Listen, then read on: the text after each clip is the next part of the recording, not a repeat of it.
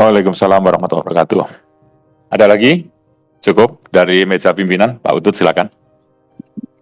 Terima kasih Pak Haris, pimpinan, teman-teman anggota Komisi 1 yang sangat saya hormati. Supaya kita clear, kita satu front, mudah-mudahan teman-teman sepakat, kita sepakati, kita setujui usulan tambahan. Sepakat ya? Ya, pertama dari dari Lemhanas 392 dan dari Wantanas 26,4. Yang ke depan harus kita pikirin, Pak Gubernur, Pak Sesjen, ini lembaga mau dikemanain? Where are you going to? Kalau zaman Pak Harto, saya tidak pernah stereotip terhadap satu pemerintahan. Lemhanas adalah salah satu requirement untuk jabatan bupati, jabatan gubernur. Jadi orang mau datang. Kalau sekarang siapa? Wantanas minta maaf, apalagi? Di sini bapak-bapak orang hebat semua. Bintang 3 itu, wah lulusnya setiap jenjang susah. Pak Panca dulu Kadapol, Pak. Orang mau ketemu Pak Kadapol, antrinya bisa 2 bulan. Sekarang di sana, dugaan saya yang mau bertamu juga jarang. Nah, ke depan ini Wantana seperti apa? Saya berkata gini berani karena sekarang ada RUU TNI dan Polri yang akan masuk. Potensi teman-teman TNI akan bisa ke semua kementerian lembaga. Minta maaf kalau selama ini di pikiran teman-teman inilah tempat parkir para petinggi TNI maupun Polri, ini yang harus kita perbaiki. Tadi Pak Jenderal TB sudah memberikan advice, kalau Bapak tadi Pak Laksamana Madya Huta Barat tadi bercerita ada Pak Jokowi 8 menteri, saya pastikan nggak pernah ketemu. Kalau pernah ketemu, saya pur 1:10. Kalau benar saya kasih 10 juta, 100 juta, kalau saya yang Bapak yang nggak benar, Bapak kasih saya 10 juta.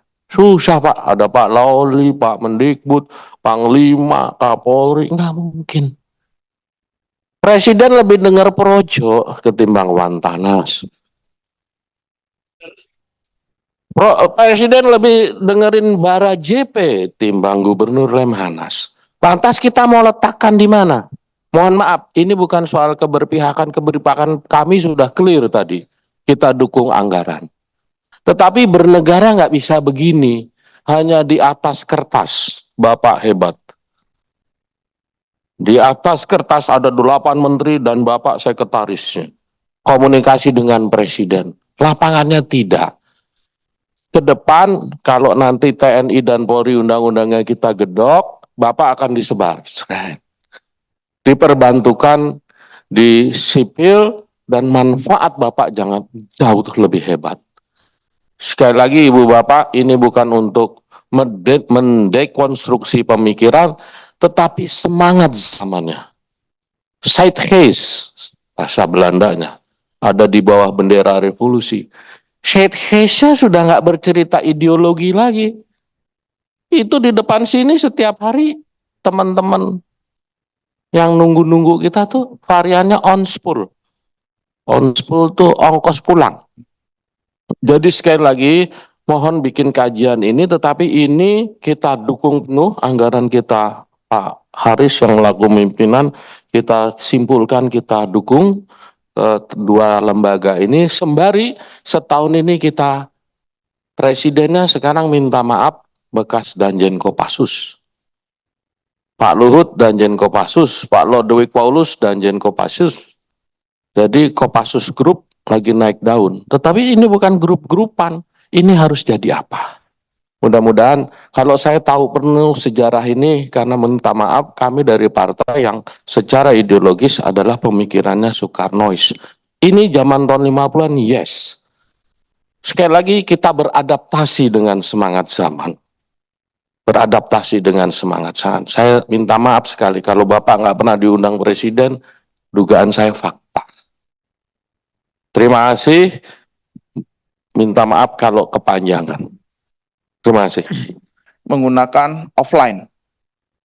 Sedangkan di Lemhanas itu 90%-nya adalah, saya ulangi, yang 90% di LAN itu adalah online, sedangkan 10%-nya offline. Sedangkan kami Lemhanas 90%-nya adalah offline, yang ininya online. Sehingga ada perbedaan cara melakukan kegiatan pendidikan. Kalau dari durasi waktunya relatif hampir sama. Dan kami juga sampaikan, kami juga sedang mengevaluasi pendidikan kami di kurikulum di Lemhanas. Ini memang concern itu yang sedang kita bangun, Pak.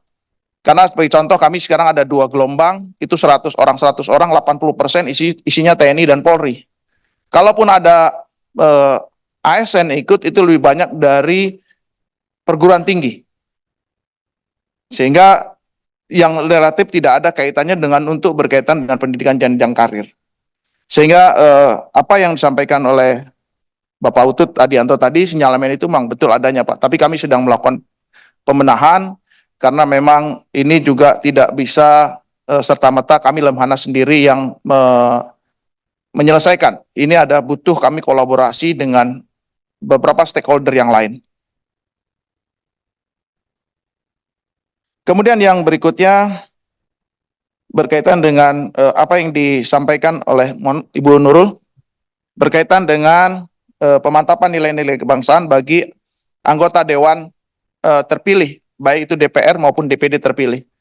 Kami melaporkan kepada Bapak-Bapak dan Ibu sekalian bahwa kami sudah melakukan rapat koordinasi antara Lemhanas RI, KPU dan Sekjen DPR dan Sekjen DPD untuk kaitan dengan kegiatan pemantapan nilai-nilai anggota Dewan yang terpilih. Kami melaporkan bahwa sudah ada kesepakatan bahwa yang akan mengikuti kegiatan tersebut hanya anggota newcomer. Bagi yang, mohon maaf Bapak dan Ibu yang terpilih kembali, maka tidak mengikuti kembali. Hanya pada saat pembukaannya saja. Kita berharap pembukaan akan dilakukan oleh Bapak Presiden Republik Indonesia. Namun demikian, karena saya mendapat informasi ada anggota Dewan, anggota DPR yang pindah ke DPD. Nah, kalau di anggota DPD, meskipun dulu pernah, tetap akan mengikuti pelatihan itu karena memang di dalam materinya itu berbeda. Bagaimana dengan anggarannya? Kami memang anggaran Lemhanas hanya yang tersedia hanya 4 miliar 64 juta, sehingga ada kekurangan dan kami sudah koordinasi dengan KPU.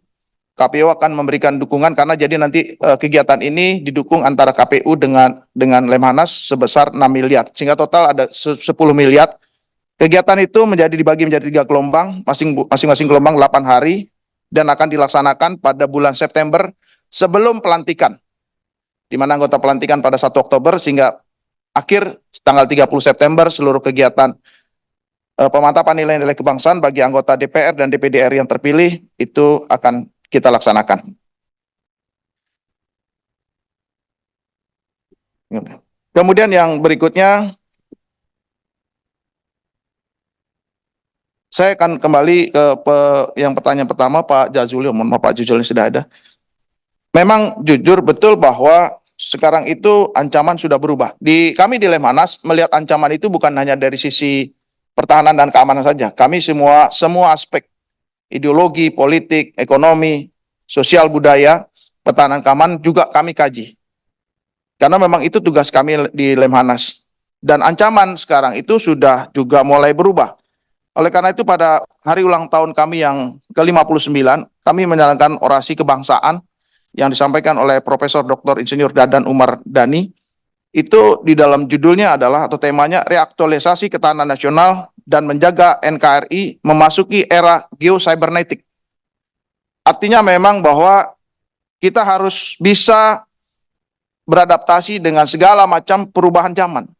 Paling sederhana adalah pada saat kita menghadapi pandemi COVID.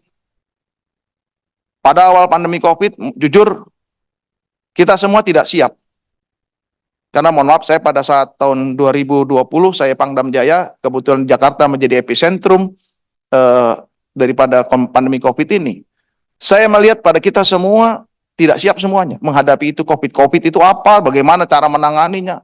Kita semua boleh dibilang seperti orang buta masuk ke dalam hutan yang tidak tahu rimbanya apa yang harus kita perbuat. Ya. Nah, ini makanya saya sangat setuju bahwa kita kembali ancaman itu tadi berubah, kita nanti Lemhanas juga akan buat kajian, termasuk kajian-kajian yang Papua. Pak Jazuli menyampaikan, ini kami melaporkan bahwa kami tahun 2023 itu 16 kajian sebetulnya tentang Papua. Memang tidak hanya berkaitan dengan pertahanan keamanan. Kami melaporkan bahwa kajian-kajian yang kami buat ini memang untuk konsumsi dalam hal ini Presiden. Jadi kami tertulis dan kami tidak juga menyampaikan kepada publik ataupun kepada instansi lain, kecuali nanti ada hal tertentu kami memanggil, kita akan rapat di FGD kan. Download Tribun X sekarang, menghadirkan lokal menjadi Indonesia.